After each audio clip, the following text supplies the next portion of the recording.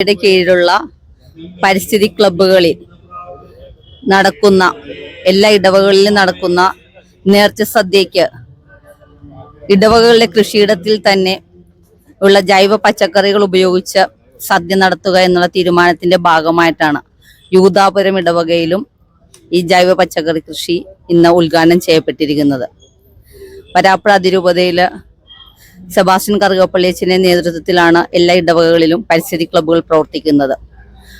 അതിന് ഏറ്റവും ശക്തമായ പ്രവർത്തനമാണ് അച്ഛൻ തന്നെ വികാരിയായിട്ടുള്ള യൂദാപുരം ഇടവകയിൽ നടന്നു വരുന്നത്.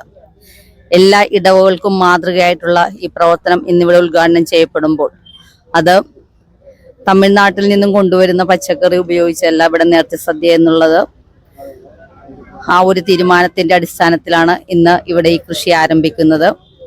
അതിന് ഇന്നിവിടെ വിശിഷ്ടാതിഥികൾ എത്തിച്ചേർന്നിരുന്നു. അതിന്റെ ഉദ്ഘാടന കർമ്മമാണ് അല്പസമയം മുമ്പ് നടന്നത്. ഇവിടെ വന്ന എല്ലാവർക്കും പരിസ്ഥിതി കമ്മീഷന്റെ എല്ലാവിധ അഭിനന്ദനങ്ങളും അറിയിക്കുന്നു.